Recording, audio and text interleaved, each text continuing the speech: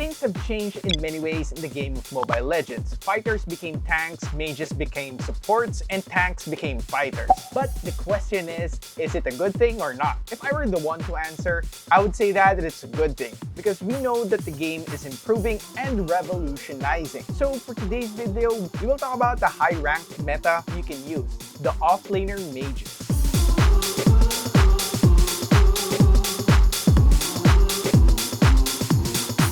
Back in the earlier seasons of Mobile Legends, mages are the main heroes of a team. Or let's say they are the funnel of the team. They will go in the mid lane with a tank to assist them and rotate and help their teammates. And this past few seasons, there are also changes with some of the mage heroes. They become the support of the team and do the dirty work with the tank. But as of now, I noticed that some of the players, especially on the high rank, use mages as their offlaners. We have seen a lot of this also from professional players in the MTL. They are bringing back the old mages that can carry out the team. So without further ado, let's talk about the mages that can excel in the side lane. Harith is a natural mage that has some assassin traits. He is an excellent mage that can also play the role of core or the jungler in your team. He can also clear minion waves fast. He can secure objectives like the buffs, turtle, and the lord, and can quickly get the enemy turrets down. And more importantly, he can also kill alone even if there are many enemies to be dealt with. His ability to gain shield while dashing and damaging the enemy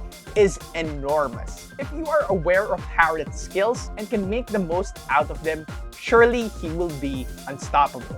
Just imagine that he can actually have an only dash with a massive subsequent basic attack damage while gaining a shield, and you just only need 30% of cooldown reductions to do it. But the main reason why he can do good in the side lanes is because of his remarkable capacity to harass his enemies, especially in one-on-one situations. Aside from that, he has a lot of mobility that will make him a difficult target. Next up is Farsa. Yes, Farsa. Farsa can also do well in the side lane. She also can clear minion waves fast and greatly harass opponents in her lane. Farsa has a passive that every 10 seconds her partner Very will enter the hunting state. During that state, Farsa's next attack will deal extra damage and slow down enemies that will be hit by 60% for 1 second. Also, she has an active skill that can damage the enemies massively.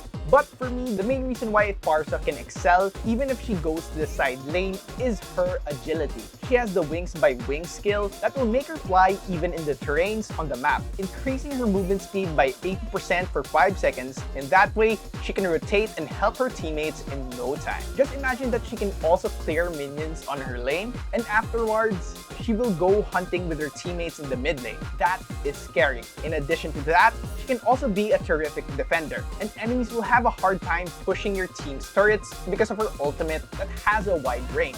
Next up is the tank buster, Lunox. Lunox has the capacity to deal damage to durable enemies like tanks and fighters. She will not respect any defender's defensive abilities because she can damage a lot in seconds. So there will be no time for regenerating or life stealing. Aside from that, Lunox can clear minion waves fast with her light and cosmic vision. But the best part of her as an offlaner is that your team will have enough damage output ability to deal with the tanks and fighter heroes of the enemies. She can help the core of your team to take some responsibility in killing and damaging enemies. Moving on in the list is Chang'e. This mage is best for me when it comes to defending. Her ultimate skill, or as the Pinoy say, magic sarap, that can make the lord disappear in just seconds. The only thing that concerns me about Chang'e is her lack of mobility. She doesn't have any mobility skills with her. That is why she is an easy target to kill for the enemy. But you can also get flicker or purify spells to compensate for it. As I've said, she is an excellent side lane hero because of her ability to clear minion waves and damage enemies massively. Like Lunox, she can also take some of the core's responsibilities in terms of damaging the enemy. Still, the difference is that Chang'e can damage multiple enemies with her ultimate skill.